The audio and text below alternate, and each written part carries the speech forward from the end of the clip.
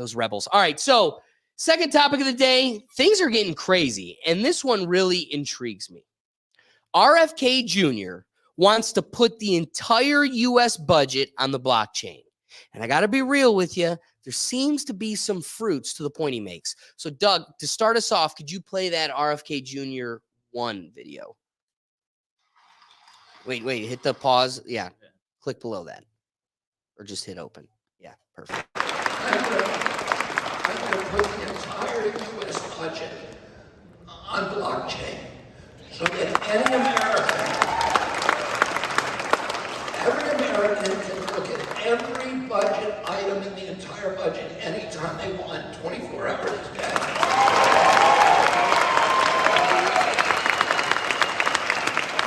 And we're going to have 300 million eyeballs on our budget. And if somebody is spending $16,000 for a toilet seat, everybody's going to know about it.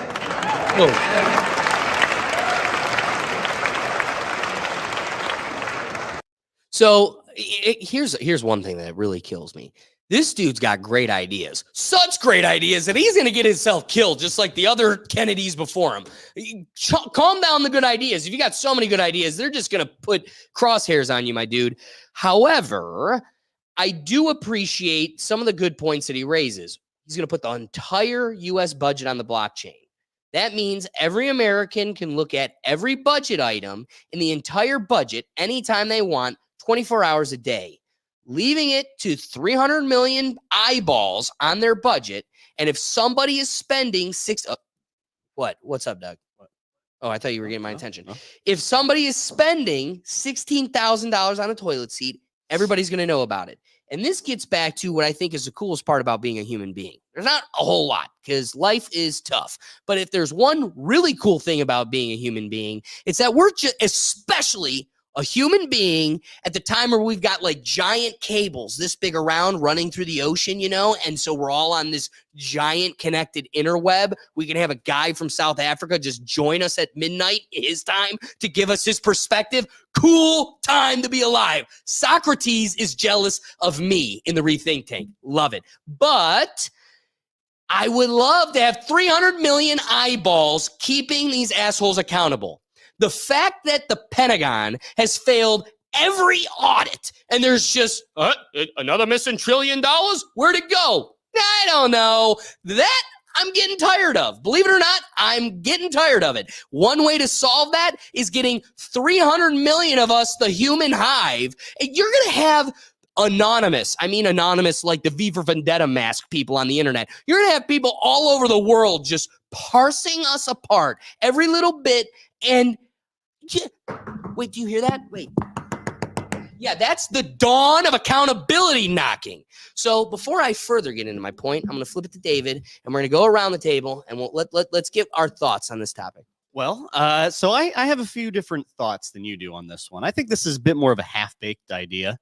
The way he presents it with the blockchain, the way is basically just an A to B transaction. And that, I don't think that tells the information he wants it to tell. It's like looking at your credit card statements. So like if you ever go to like a football game or like some like concert venue and you look on your credit card statements, it's not the House of Blues or, the Cleveland Indian Stadium. It's this kind of oddball screwball company. It's like, well, I know what I spent my money on here. I know like what exactly, and I know the amounts. It doesn't exactly give you an itemized receipt of everything that happened and what led up to that transaction. It'd be one thing if that was the end chapter of the book where we got to see everything that led up to it. That's not. I think the information and transparency he wants isn't going to come from. Let's just avoid the logistics of putting the whole budget on a blockchain. Let's just say we want transparency. That's not. I don't think that's just going to be the end result here. So I see this as more of just kind of a half-baked idea and a bit of a dog whistle to conspiracy idiots out there who are. Why would you call me that? And the crypto bros. It's the two biggest voting blocks in the United States. So I'm not buying it. I'm not picking up what he's putting down. Let's flip it. Ricky, what do you think about sending the U.S. budget to the blockchain? This topic is over my budget. But I don't want nobody be in my business. You know what I mean? If this gives the government more power, I don't want it. If not, yeah, I don't really know much about it, but I could understand what he was saying. But so you said something about the Pentagon in debt, right? So like I don't trust the government with no money because South Carolina found $1.8 billion a couple weeks ago, and they don't know where the money came from. Yeah, what? So like exactly. So if we put it on the blockchain, we probably get screwed even more. But I'm not that in depth of bitcoins and what's on the blockchain. Great point. Let's send it to Sound Destroyer. What are your thoughts on I don't know, sending our US budget to the blockchain? I totally agree with David. I think he's just pandering for crypto bro votes. That's literally it, because that shit's literally not gonna do anything at all. Because let's be real, you can access all of the budget stuff right now. It's all online. You just have to know how to search for it, right?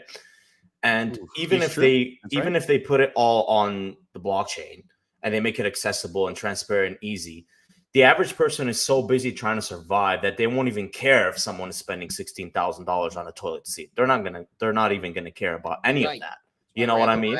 They're too busy surviving. So I don't think putting the whole thing on the blockchain is gonna account to the accountability and like just to make everything transparent through it and make it easy for people to view. Like I get what he's trying to say with it, but at the same time I agree with David, like, because he's just pandering for votes. Because like I said, even if he does actually get elected somehow and he does become president and they actually do put the whole budget on the blockchain, it's not going to make a difference. Because like I said, most people, they're too busy just trying to survive to hold anybody accountable for spending $16,000 on a toilet seat or spending this much for a private jet to go from DC to Los Angeles or from New York to DC or whatever it is that people waste money on, you know?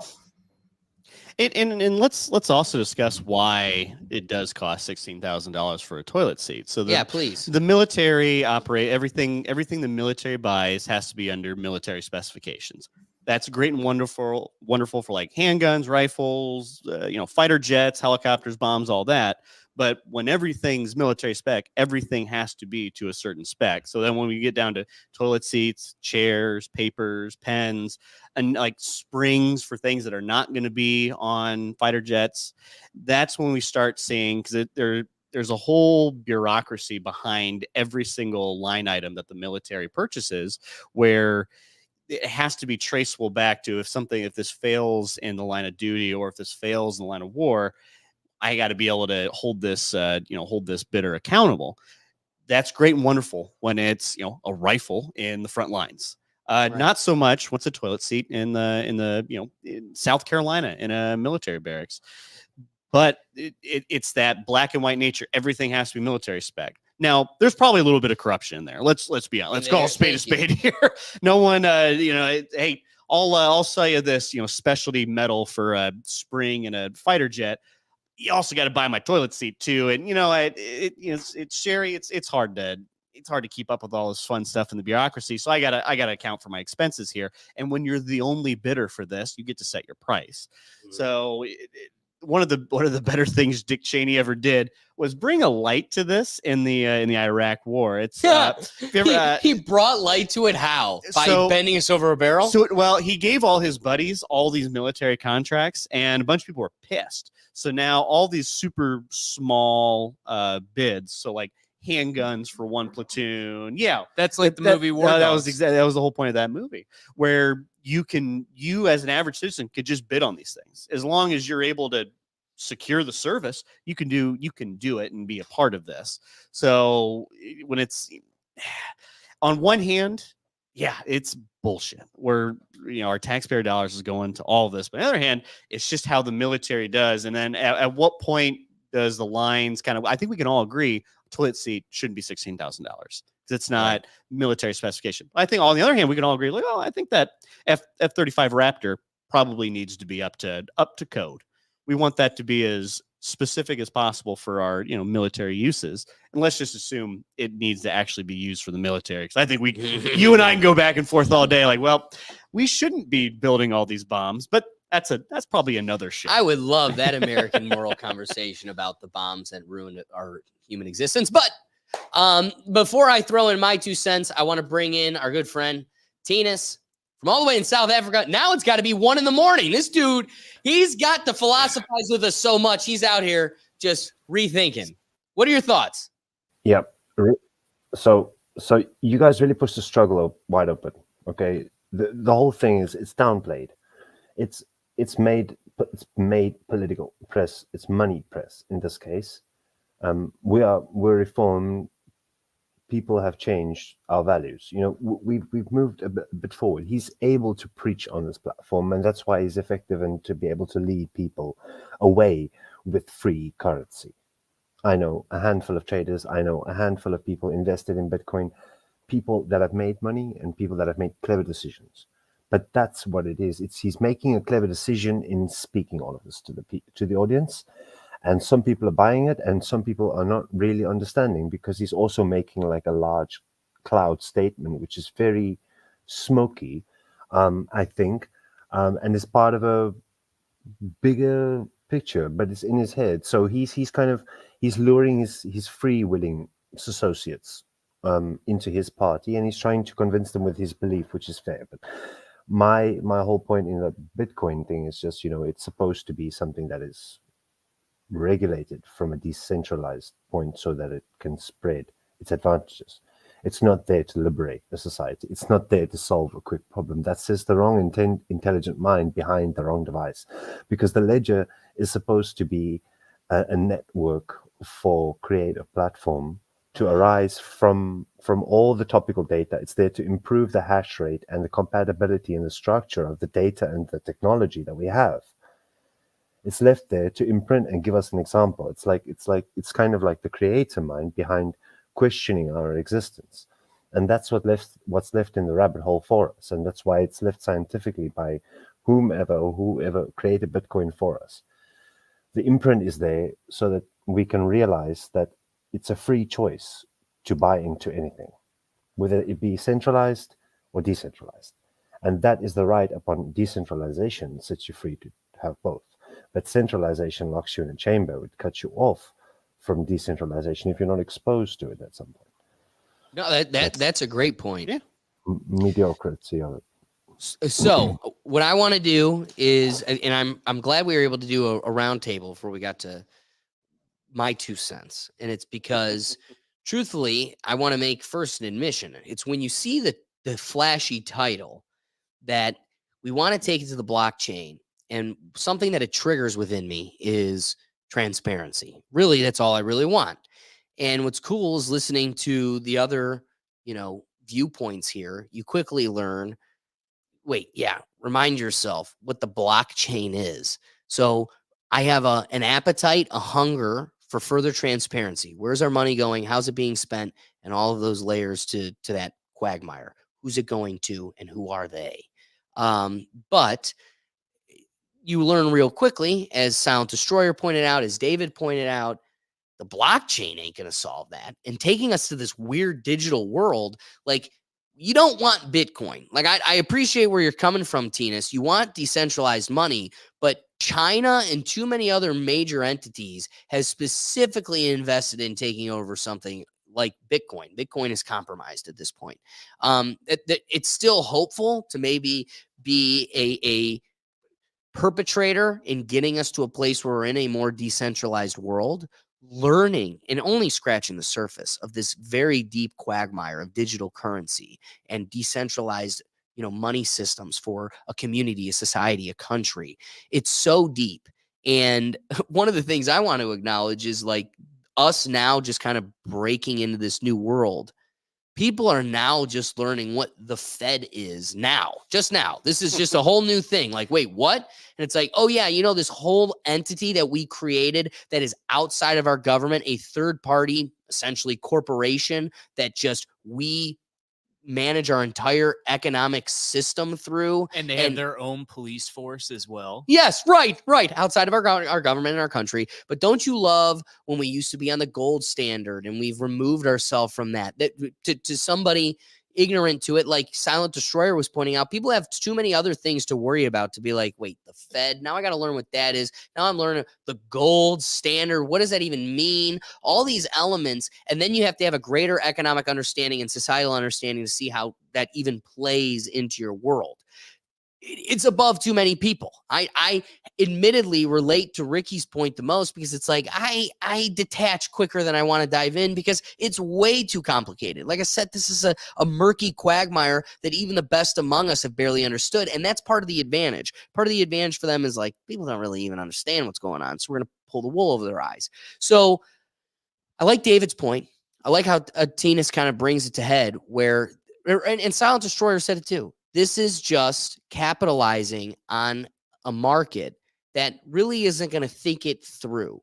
We want transparency. You're getting me excited because you're talking about digital currency, and that makes me draw in. But really, what I'm looking for is not solved by what you're presenting.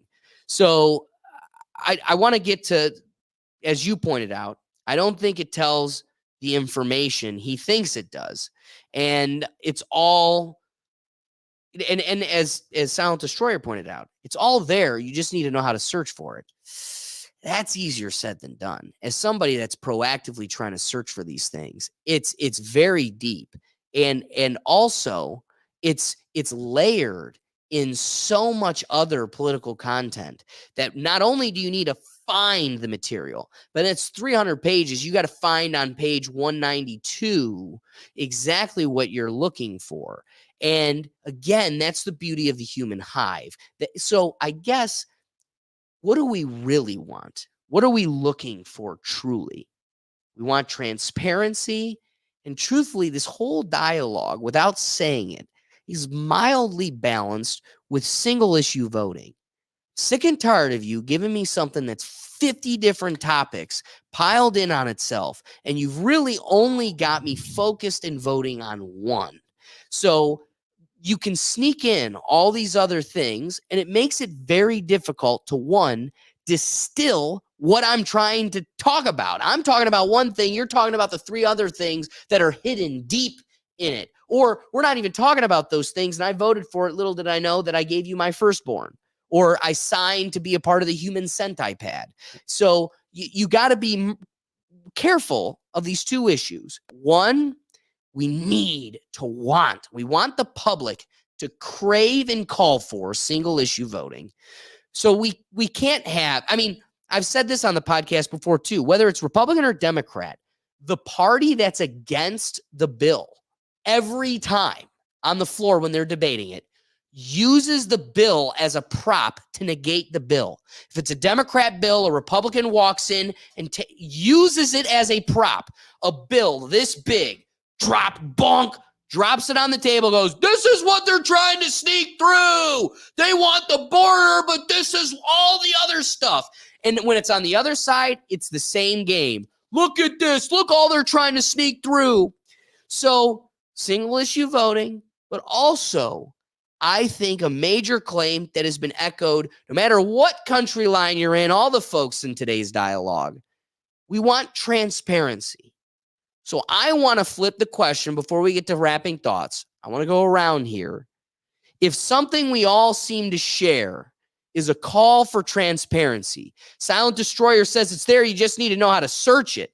But for me, I don't think it's easy. It's searchable, but it isn't super easy to find.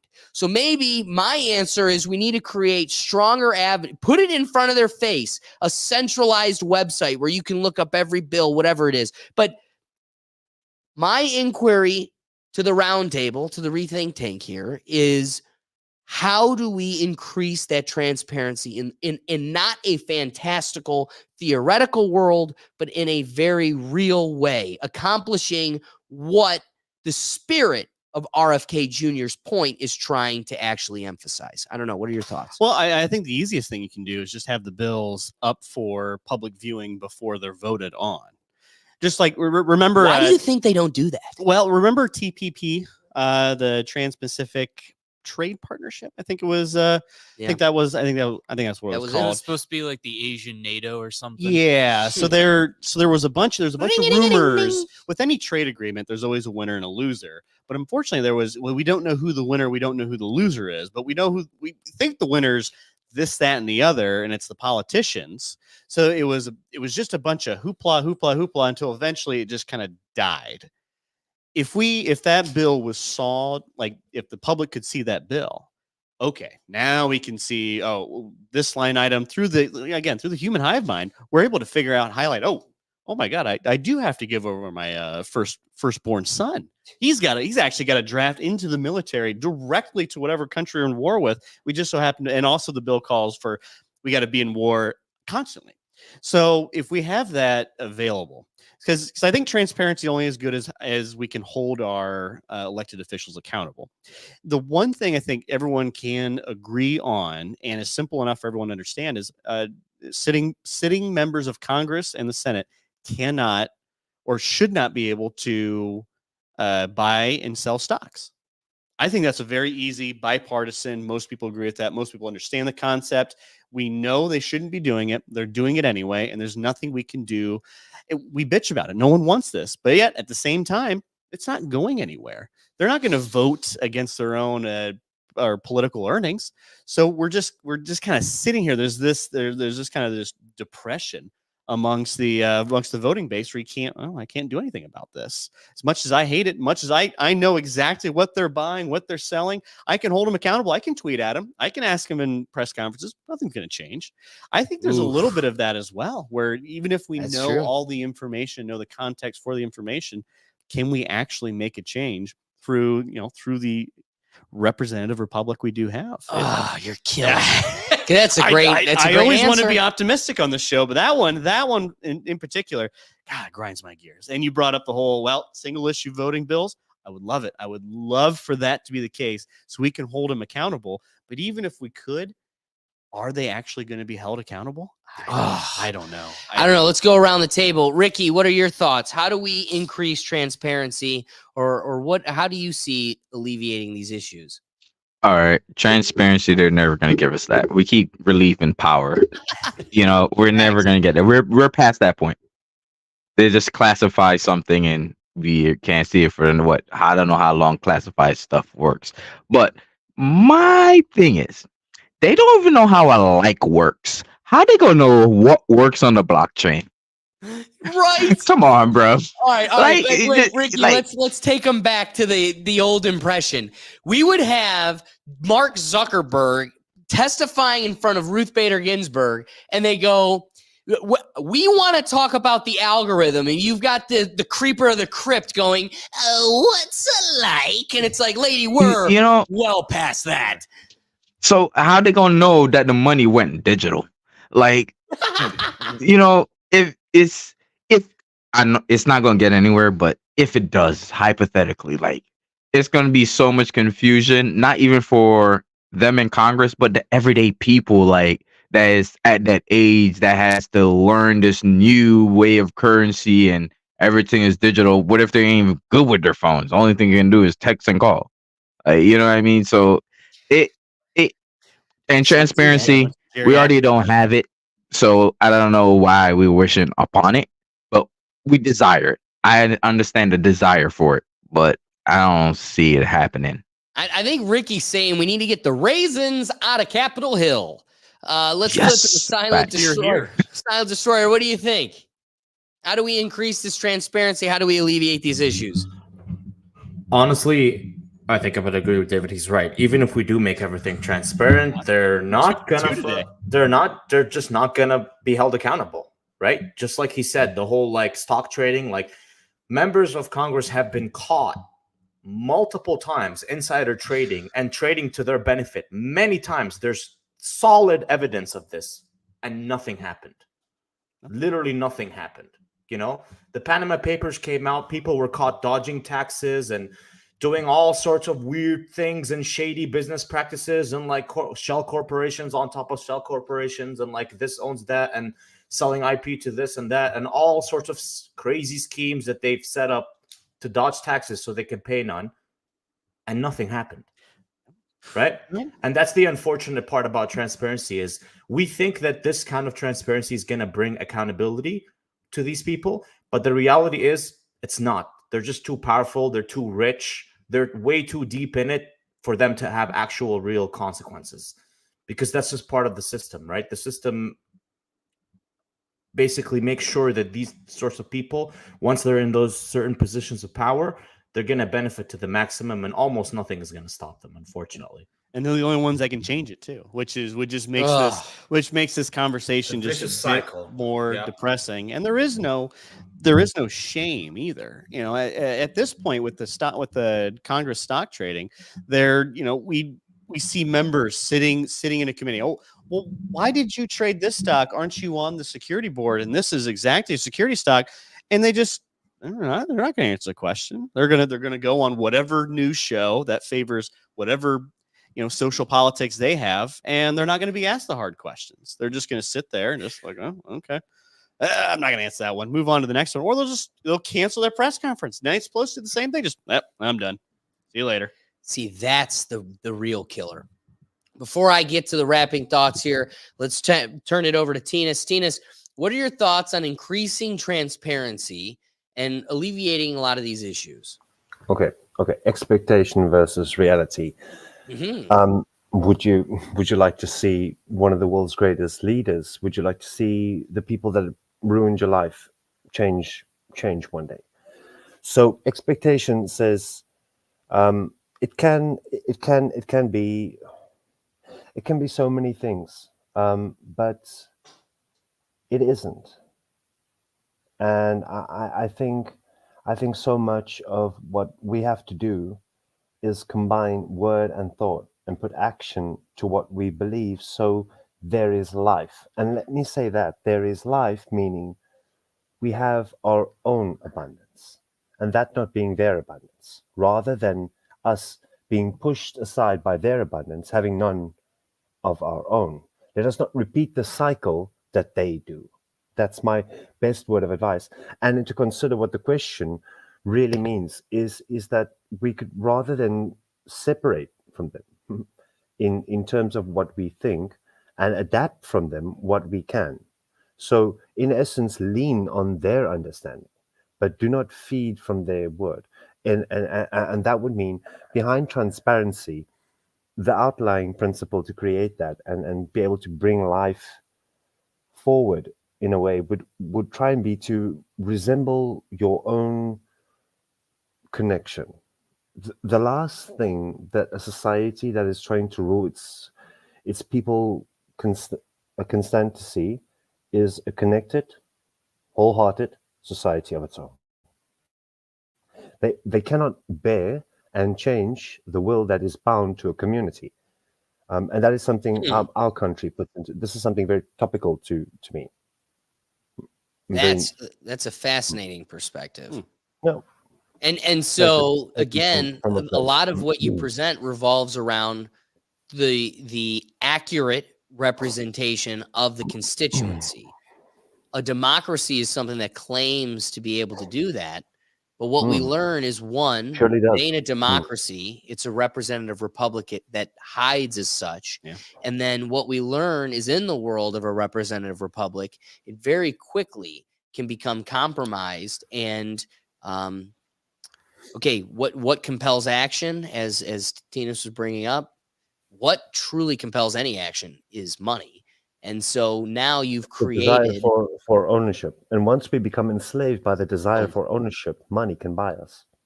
And Boom. that's why we take money from them. That's why we take property from them. That's why we take education from them. That's why we take health from them. That's why we don't grow things in the backyard, because we're too lazy. We think the system is going to feed us a solution to end that poverty of growing our own constituents and being sustainable.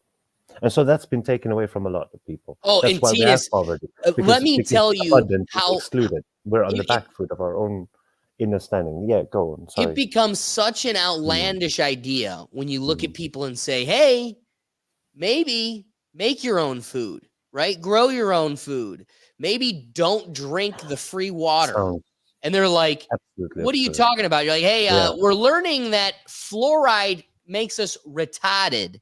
And we're like, don't think about it. Drink the water. And we're like, what? Yeah, it makes your teeth white. Why do I need to care? I brush my teeth every day. Shut up. Don't think about it. Don't think about it. It makes your teeth white.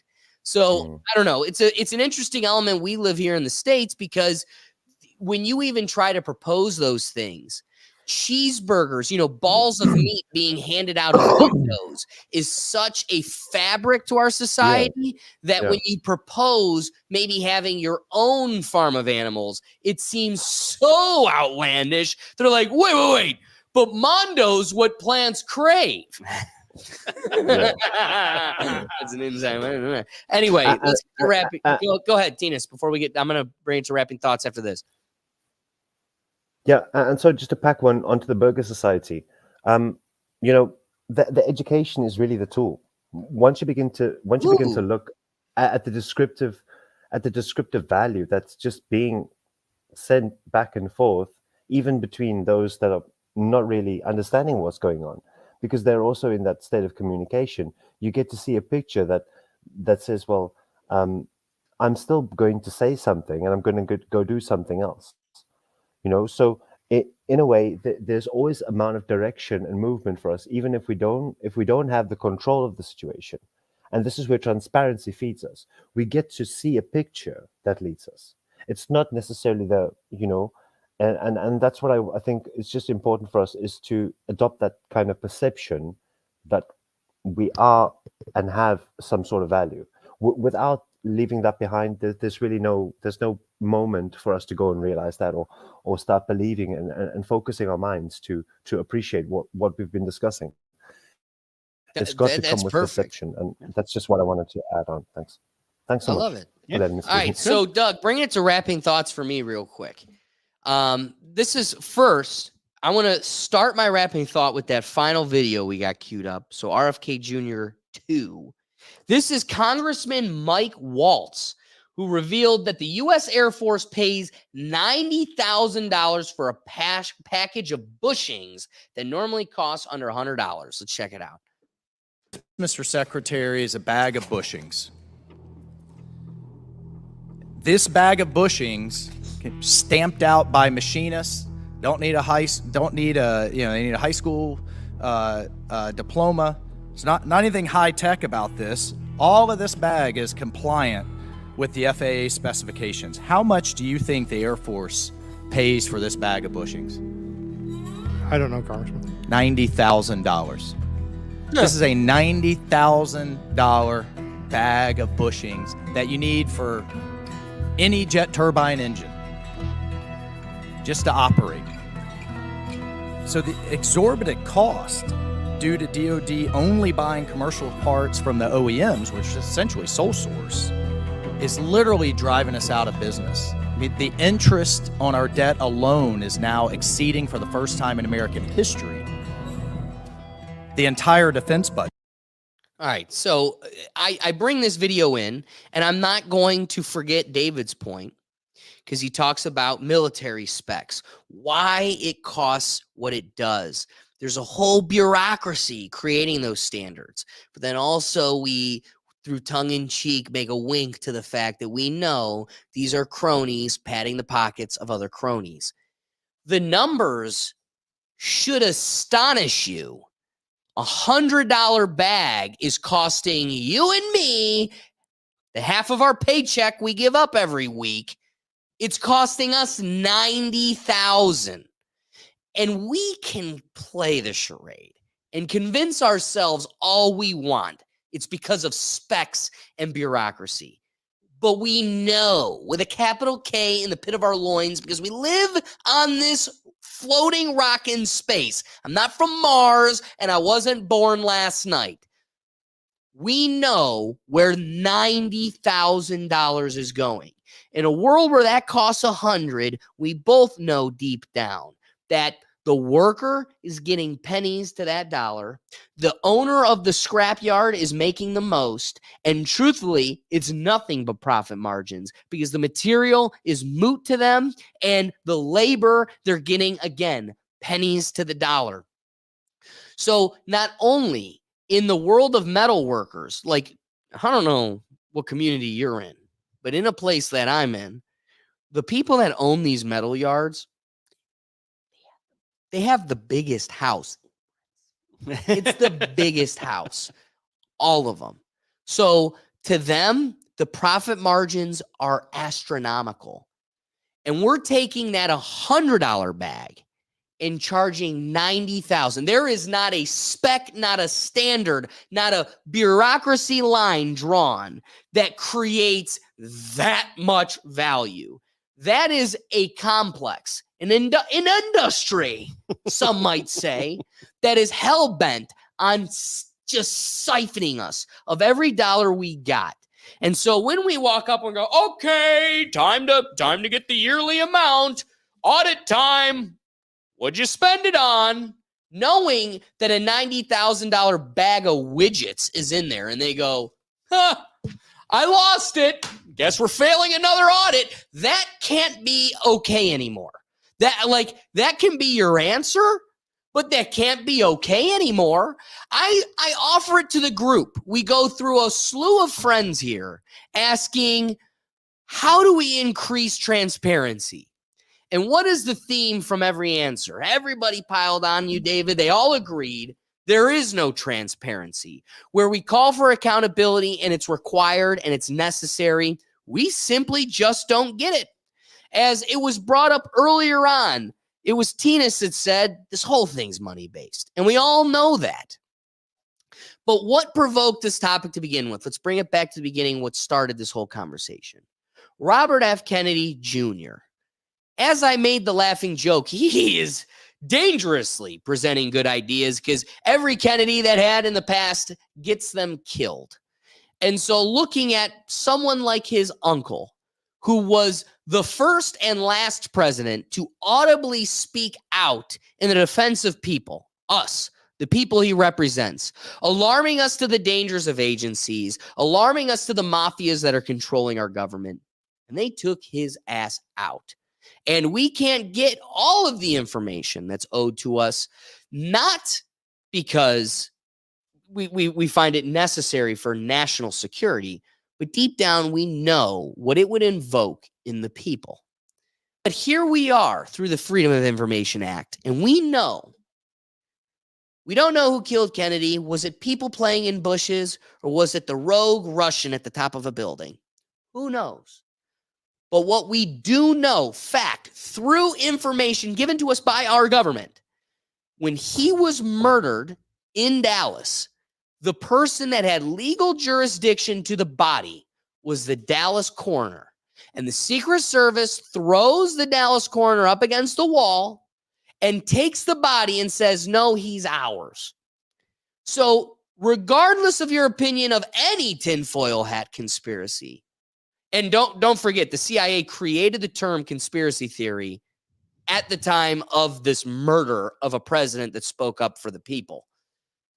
We have a clear break of the law. 60 years later, we can sit back and go, clear violation of the law, and nothing happens. We do nothing. As Silent Destroyer points out, we can have complete transparency where we see fraud on a business. You have people that are saying we don't do inside trading, and we have clear evidence of such. We caught them, hand in the cookie jar, and nothing happens. What is the theme of everybody's statements so far? They're wrong. They know they're wrong. They tried hiding it in the past. It's clearer than it's ever been. And we have their hand in the cookie jar. Nothing happens. Guys, I'm going to say it once, and I'm only going to brush past this because truthfully, it's sad. But the only way you get that accountability to cronies that are not going to give it to you, they have the power. They're not going to give it away. You got to take it back. Hence, the first time we cross this road, there is a First Amendment, Amendment number 1, for a reason. Sure, say what we want, catch the lies where they are. But rule number 2 is right there, so when we do have these instances where the Secret Service steals the president's body, or we have insider trading, and there is a clear violation of the law, there is a force at which the people can hold them accountable. I want to end my point circling back to something Tina says, which is education is the tool. Here's what I don't like anymore. Every issue we talk about and parse apart here on the Rethink Tank, every time the answer is education. One, it's because you're all retarded, and that just is the theme. But then, doubling down on that, we keep saying the solve is education. That is it's too simplified. That isn't going to solve us here because truthfully, one, we're not going to fix the education system. We're invested in keeping you retarded.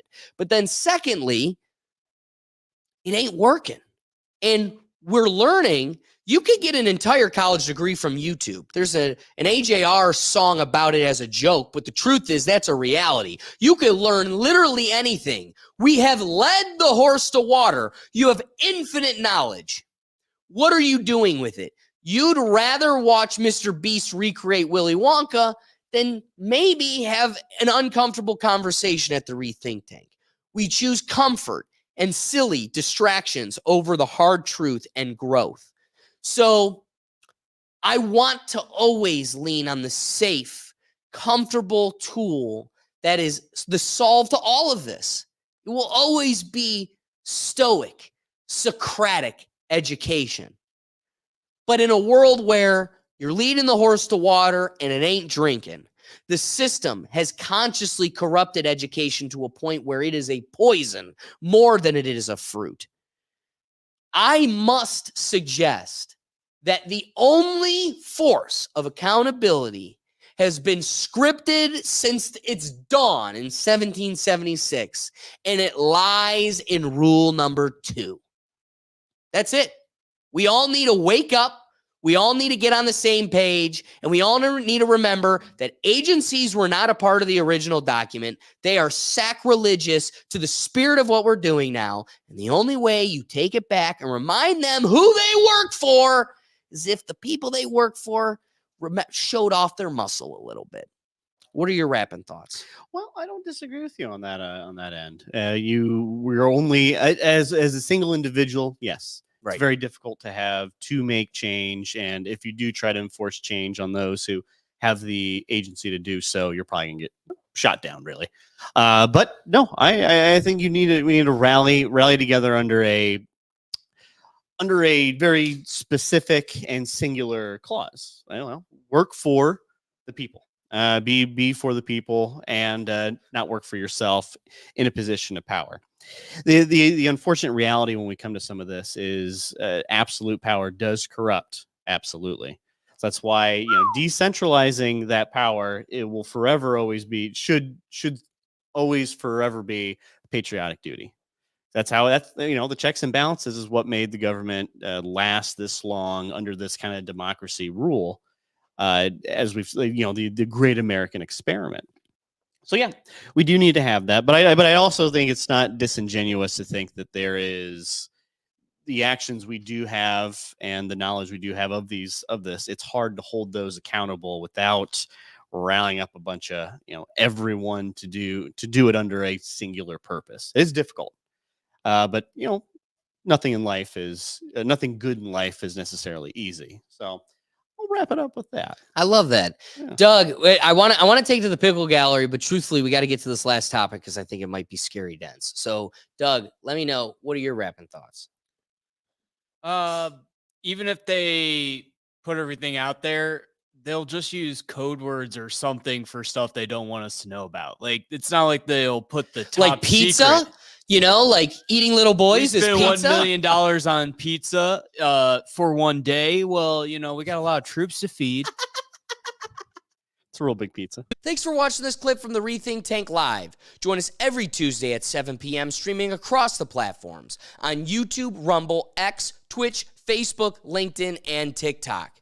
We do our best to promote user engagement, and we want you involved. So be sure to bring your perspective live so we can get you in the dialogue. See you then.